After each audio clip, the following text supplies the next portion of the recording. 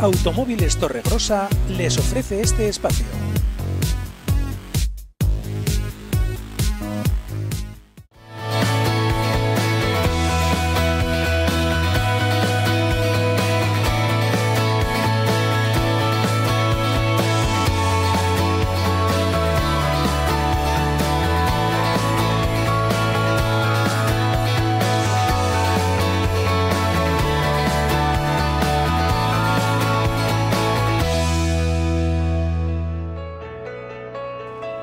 Hola, ¿qué tal? ¿Cómo están? Bienvenidos a La Múa. Hoy desde aquí, desde Navarra, nos preocupamos por la situación política en Venezuela. ¿Cómo están viviendo los venezolanos en Navarra este momento de convulsión en su país? Un país que clama por un retorno a la democracia. Hoy hablaremos con la ex diplomática Sandra Guevara, afincada en la capital navarra, acerca de la situación de su país. Hablaremos de la validez o no de las elecciones del año pasado, de por qué no se convocan las elecciones democráticas, cómo ve la mayoría de los venezolanos la situación con Maduro o Guaidó al frente de los designios políticos de este país latinoamericano.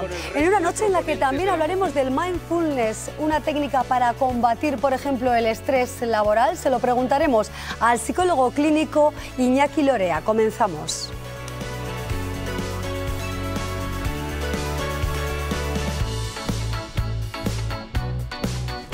Sandra Guevara, ex funcionaria diplomática en Venezuela, afincada aquí en la capital navarra. Es nuestra primera invitada. Sandra, ¿cómo está? Bienvenida, buenas noches. Buenas noches, muchísimas gracias a ti, Maya. Gracias por acompañarnos.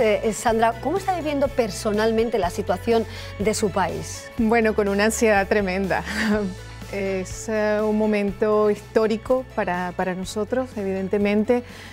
Después de prácticamente 2 décadas en las que hemos tenido un régimen tiránico que ha conculcado la democracia en Venezuela y obviamente pues todas las consecuencias que se puedan derivar de esta acción también nos preocupan, obviamente. Entonces, bueno, tenemos nuestra familia allí, también sentimos que tenemos un deber aquí de explicar a la comunidad todo lo que tiene que ver con esta situación tan compleja y bueno, mucha ansiedad, mucha ansiedad. ¿Qué les cuentan sus familiares en Venezuela? ¿Cómo están viviendo? Sabemos que la inflación es elevadísima, que hay muy pocos productos, que todo es carísimo, que hay muchísimas personas en una situación de empobrecimiento total. ¿Qué le dicen sus familiares? Pues bueno, la situación de la inflación es una experiencia desconocida hasta el momento porque hemos tenido épocas de inflaciones muy altas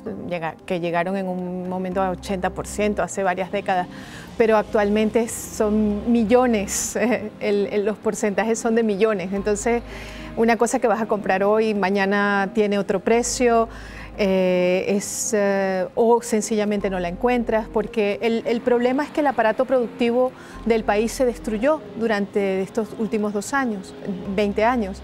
Y entonces, bueno, en los últimos 2 años se ha disparado el incremento de los precios porque además hay una restricción en los recursos disponibles, dado que la caída petrolera ha sido fatal. Nuestra producción petrolera ha caído 1/3. O sea que con los mismos recursos que teníamos hubiéramos a lo mejor podido paliar la situación mejor. Pero países como Rusia, China, Cuba, Turquía e Irán están a favor de Maduro por intereses petrolíferos. Sí, bueno, tenemos en Venezuela, había un gran intelectual que decía que ese era el excremento del diablo, ¿no? Tenemos las mayores reservas petroleras del mundo en este momento en la faja petrolífera del Orinoco. Es una zona central del país que tiene una gran riqueza. Y eso hace que, bueno, que hayan muchos intereses allí y se han asignado varios pozos a Rusia, a Cuba, a Turquía, a todos esos países que has nombrado y evidentemente ellos ven peligrar sus intereses allí y se posicionan, es natural. ¿La mayoría de la población apoya a Guaidó? Eso es lo que nos confirman las estadísticas que están emitiendo algunas encuestadoras, ¿no? Además de que, bueno, como lo demuestran también las manifestaciones populares en las calles, hemos tenido el 23 de enero una manifestación simultánea en todas las ciudades principales del país, sin que nadie pague autobuses, como suele hacer el gobierno, sin que nadie reciba ningún beneficio, sino el de haber participado en un momento histórico para nosotros. Estamos viendo imágenes precisamente de esa contestación a la situación de convulsión y de desequilibrio en Venezuela, ¿no? Hay que decir que hasta 40 personas han perdido la vida y han sido detenidos hasta 80 niños en todo este conflicto político.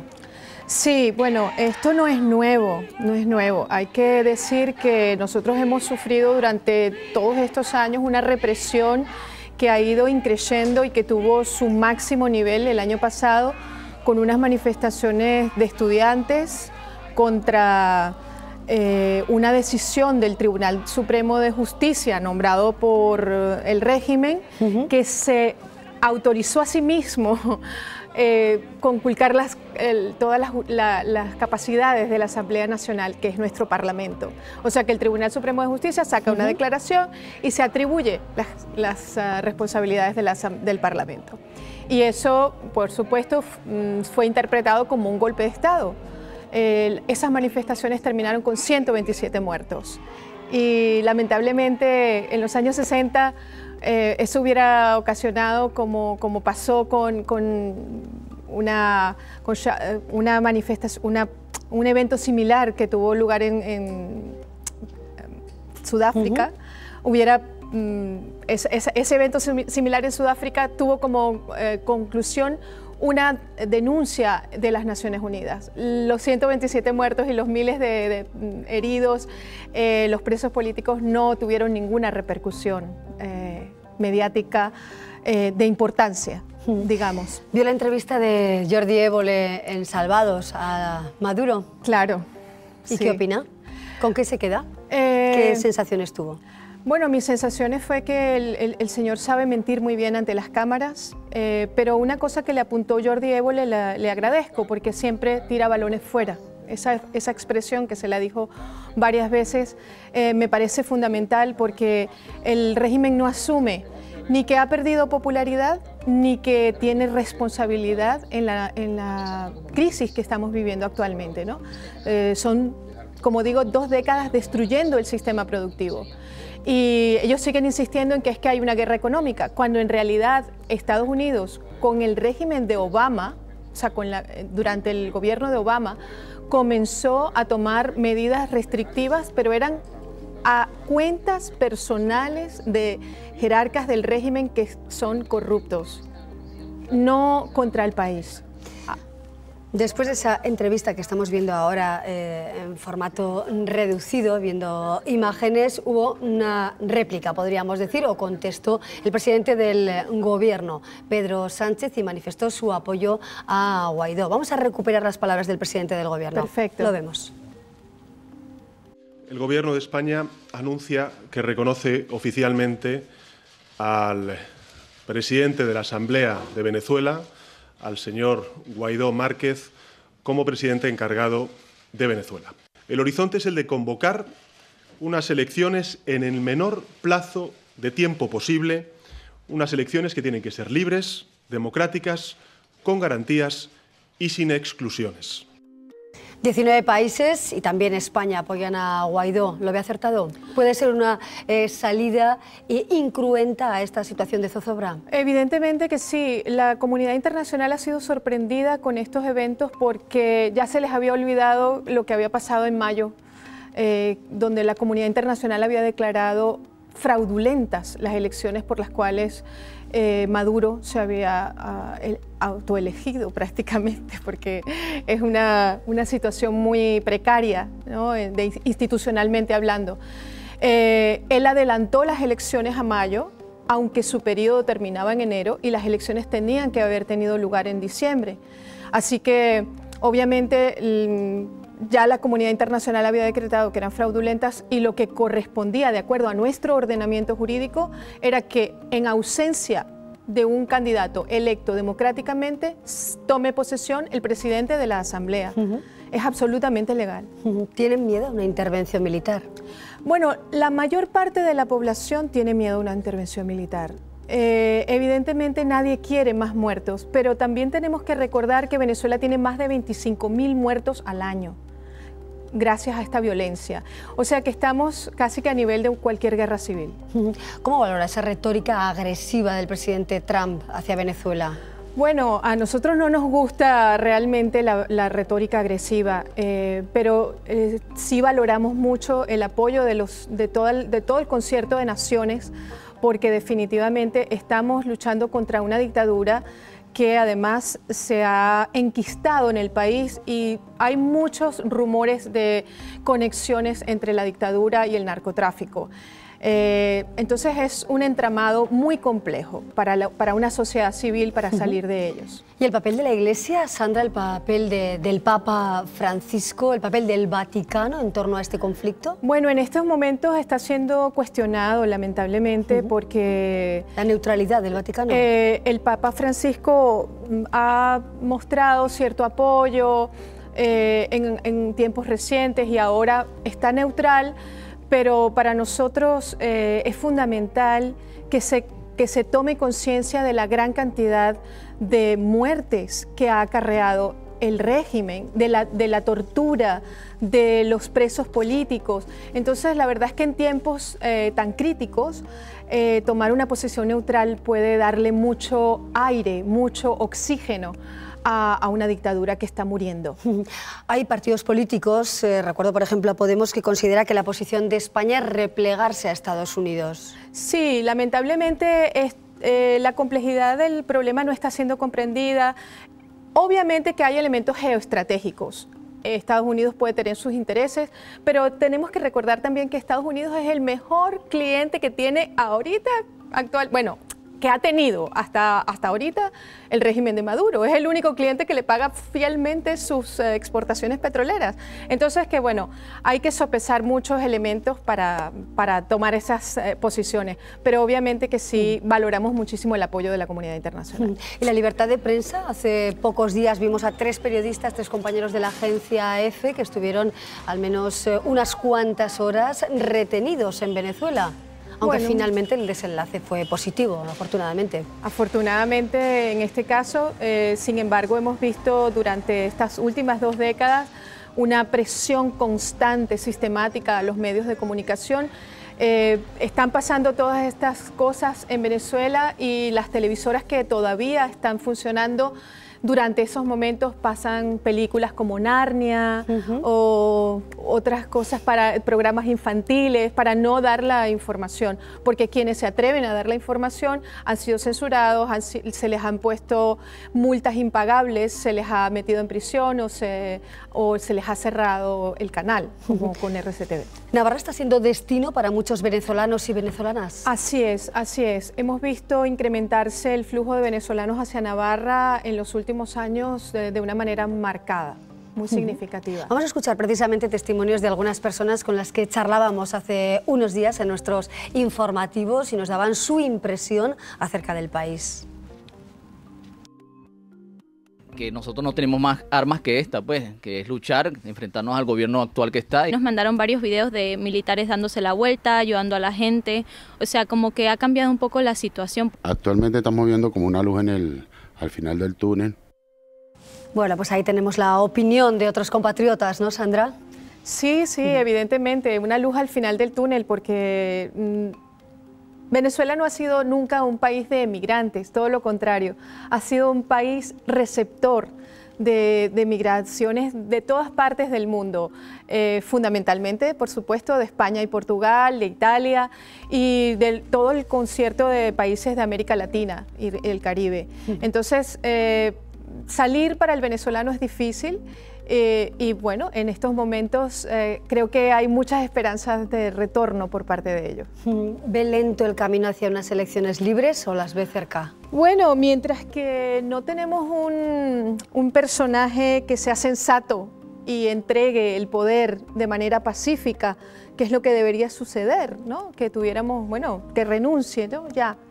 que ceda el poder porque no tiene sino el apoyo de la cúpula militar, además, porque ya hay mucho malestar en las tropas que están pasando las mismas necesidades, las mismas precariedades de toda la población venezolana, ¿no? Y a eso apela el presidente Guaidó, que les ha dicho, mira, su familia está en la misma situación. Así que, lamentablemente, por esa parte hay un retraso, pero también por otra parte, y es que durante estas últimas 2 décadas se ha destruido la institucionalidad del país. Entonces, tenemos que reconstituir los poderes, volver a tener poderes independientes para poder tener una verdadera democracia y un verdadero proceso libre de elecciones, donde nadie sea acompañado por un matón que se va a asegurar qué casilla marcaste, ¿no? Como ha sido el caso en las últimas elecciones. Si estuviera Chávez vivo, ¿qué haría?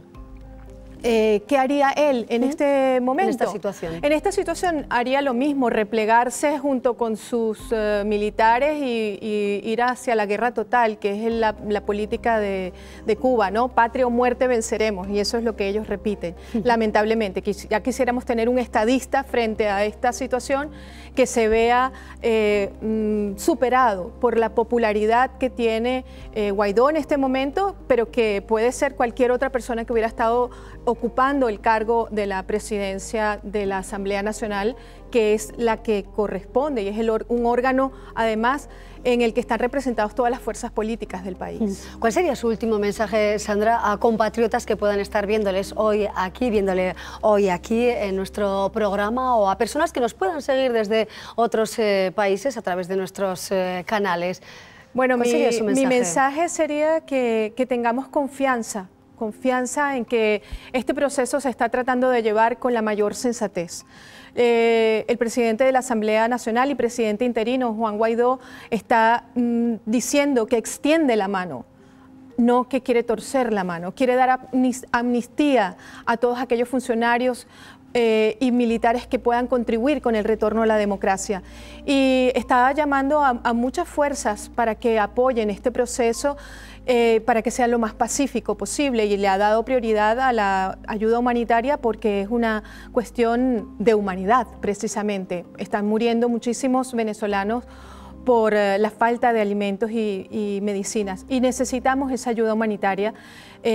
Así que yo, bueno, mi llamado es a confiar y a mantenernos unidos, porque esto no queremos resultados inmediatos, a lo mejor, o todo el mundo quiere el resultado mañana, pero no vamos a sacrificar la paz por un resultado inmediato.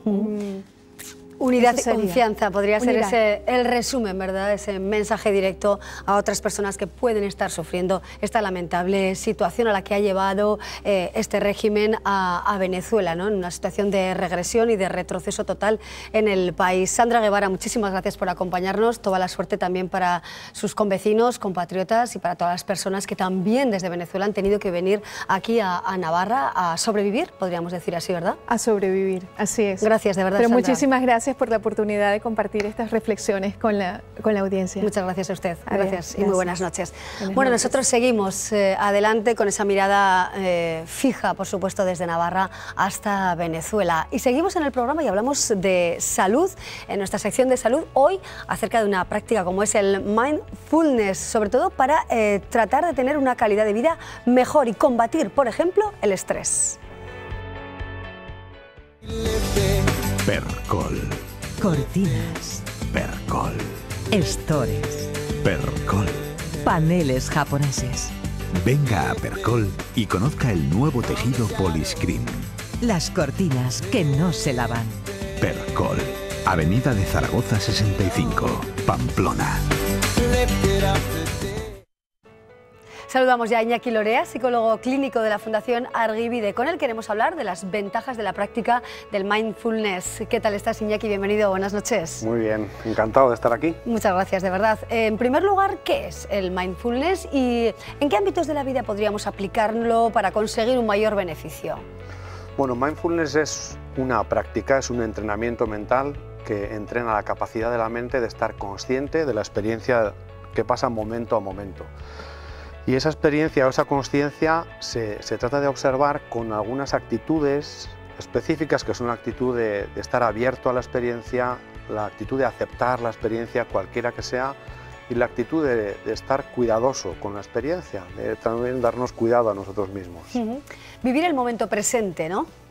Sí, realmente es una capacidad que todos tenemos, ¿no? Todos tenemos la capacidad de estar presentes en la experiencia del momento, pero nuestra mente también tiene otra capacidad muy importante, que es una ventaja muy importante, que es la de viajar hacia el futuro, estar recordando el pasado, pretender que las cosas cambien. Estamos todo el día solucionando problemas, cambiando cómo son las cosas, pero cuando aplicamos ese enfoque a nuestras propias experiencias, esto no es tan fácil.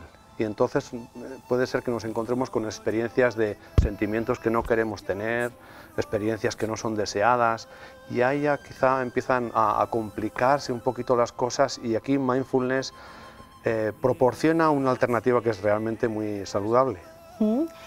De alguna manera, para combatir lo que soléis denominar ruido mental. Esa podría ser una definición, ¿no? Lo que acabo de decir ahora del ruido mental, esta actividad incesante de la mente durante cualquier tipo de actividad, ¿no? Siempre estamos preocupados por qué va a pasar mañana, cómo nos vamos a organizar, o quizás recordando los momentos difíciles del pasado. No cabe duda de que esto tiene una importante repercusión en cómo nos sentimos, ¿no? Y este ruido mental influye en nuestras emociones, y aquí es donde estar consciente de toda esta actividad de la mente sin quedarse apegado a ella nos puede dar una ventaja muy interesante. ¿De alguna manera se parece a la práctica del yoga o la meditación? ¿Es algo similar? Sí, te decía antes que el yoga puede ser considerado, algunos lo consideran como un mindfulness en movimiento, ¿no? Yo no soy experto en yoga, pero por lo que conozco se trabaja mucho con el cuerpo, ¿no? Estando consciente de las posturas, de los movimientos. Incluso también en muchas tradiciones de yoga se finalizan los ejercicios con unos minutos de prestarle atención a la respiración, ¿no? Y realmente esta es también otra práctica que ayuda a prestarle atención a la experiencia del momento. ¿Veremos a los sanitarios, a los médicos prescribir la práctica del mindfulness para combatir determinadas dolencias, o eso ya es un paso de gigante? Bueno, yo creo que estamos en esa dirección. Por ejemplo, en el sistema sanitario inglés ya está incluida los programas de mindfulness para el tratamiento de algunos, de la prevención de recaídas en depresión, ¿no? Sabemos, hay mucha investigación científica que avala el efecto del mindfulness para regular la respuesta del estrés, la reacción de estrés, prevenir la recaída en depresiones, regular la respuesta de ansiedad, ¿no? Afrontar la ansiedad, incluso a mejorar la calidad de vida en algunas enfermedades como el cáncer o con el dolor crónico, ¿no? Así que yo creo que es realmente una práctica que tiene mucho recorrido. Necesitamos mucha investigación, ¿no? para hacer las cosas con sentido común y con rigurosidad, pero pienso que tiene mucho recorrido. Sí, de hecho la Universidad Complutense plantea una cátedra extraordinaria, ¿verdad?, de mindfulness y, bueno, y todo lo que tiene que ver precisamente con este sistema, ¿no? Sí, es que realmente hay un movimiento, yo creo que este es uno de los beneficios de la globalización, ¿no? Porque hay una unión entre las tradiciones meditativas orientales, que es de donde proviene originalmente el mindfulness. Mindfulness es un reetiquetaje, ¿no? Una redenominación de las prácticas de meditación budista, ¿no? Pero en los últimos años, en las últimas décadas, ha habido un interés muy importante desde el punto de vista occidental por saber cómo trabaja mindfulness, cuáles son sus efectos, cuáles son los mecanismos principales, incluso cómo su práctica modifica la función de nuestro cerebro, ¿no? Entre las cuestiones que favorece el mindfulness, leyendo un poco y preparándonos para esta conversación, Iñaki, destacamos, por ejemplo, cómo aumenta la capacidad de manejar situaciones estresantes o mantener el equilibrio y foco mental sostenido en ambientes desafiantes. ¿Podemos desarrollar un poquito más esta idea? Sí, es que el ambiente desafiante es una concepción mental, ¿no? Este plató, imagino que podría resultar, es el mismo plató, pero podría resultar mucho más desafiante para ti las primeras veces que ahora, que ya eres una presentadora experta, ¿no? ya tienes mucho recorrido, el plató sigue siendo el mismo, pero cómo trabaja la mente, lo que representa la mente para ti, este plató ya no es lo mismo, ¿no? Entonces, digamos que mindfulness nos hace conscientes de esta construcción, y en el momento en que eres consciente de esta construcción, tienes un poquito más de margen de maniobra. Y accedemos un poco a la calma y a la serenidad y a la estabilidad, ¿no? Si lo practicamos y tomamos conciencia o conciencia de ese momento presente, ¿no? Sin que nos abrumen las situaciones, sin que nos superen, quizá. Realmente, los resultados de las investigaciones dicen que la práctica continuada, ¿no?, ayuda a regular un montón de variables fisiológicas, ¿no?, como la liberación de cortisol o la tasa cardíaca, ¿no?, o algunas señales de conductancia dérmica, ¿no?, que son indicadores de una mayor reacción de estrés o un mayor mantenimiento de una cierta calma. Claro, pero podríamos integrarlo, por ejemplo, en el trabajo, aquí que vivimos a un ritmo muy considerable, por ejemplo, en la tele, ¿no?, como en otros trabajos, pero en este lo vivimos todos los días, el ritmo, bueno, pues bastante desafiante, a unas horas muy puntuales, cuando empieza el programa, cuando empiezan los informativos, las entrevistas. ¿Podríamos de alguna manera interiorizarlo sin perder demasiado tiempo? Esto requiere práctica, ¿eh? Mindfulness no es magia, ¿no?, requiere entrenamiento. Los programas, creo que Google, ¿no?, ha adaptado un programa propio para sus trabajadores, ¿no? Realmente en las empresas se vive a un ritmo muy acelerado, son muchas las tareas, son muy cortos los tiempos, muchas las fuentes de información, y realmente en ese sentido trabajar simplemente permitiendo que la atención esté centrada en solo un foco da una ventaja muy importante. Incluso presentando un programa, ¿crees que podríamos hacer meditación activa? Si te animas, podemos hacer un ejercicio breve de un par de minutos. Un par de minutos, tenemos un par de minutos, nuestra compañera realizadora nos dice que sí. Venga, ¿lo probamos, Iñaki? Muy bien. Vamos a probarlo. Pues yo te invito a, si te parece, la idea es prestarle atención a lo que está pasando en este momento. Puedes trabajar, si quieres, con los ojos abiertos o cerrados, como tú prefieras. Y, por ejemplo, una fuente de información que podemos observar es el cuerpo, las sensaciones que vienen del cuerpo. Quizá puedes notar las sensaciones de contacto de los pies con el suelo o de tu cuerpo con la silla. Las sensaciones de contacto, por ejemplo, en los muslos, o los glúteos, o la parte baja de la espalda, o notar la sensación de contacto en las palmas de las manos. Simplemente notando esa sensación.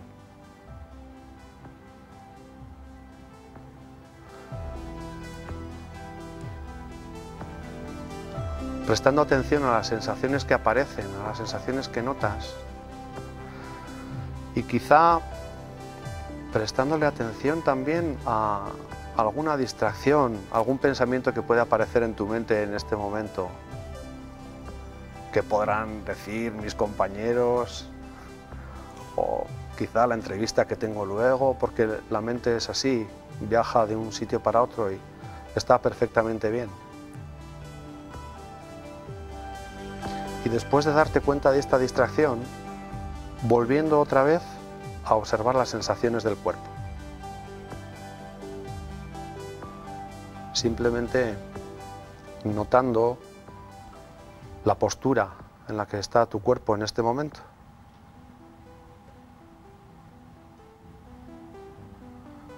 Quizá notando también tu respiración.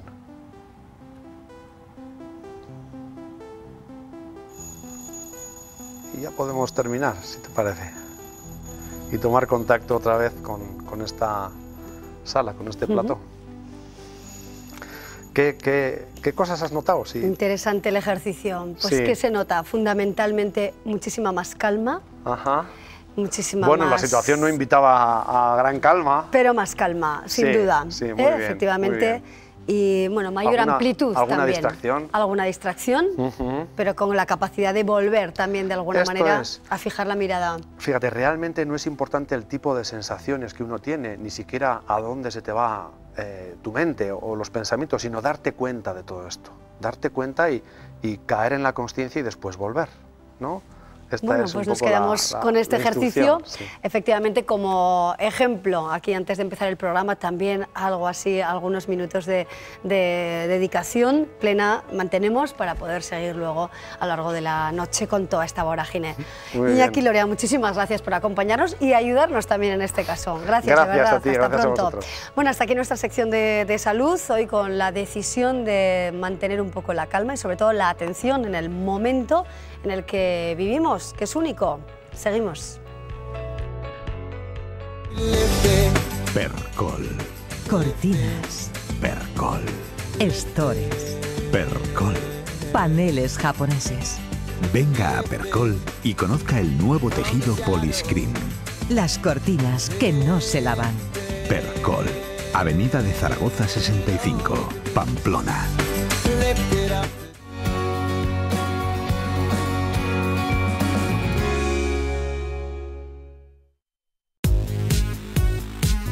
Automóviles Torrebrosa les ha ofrecido este espacio.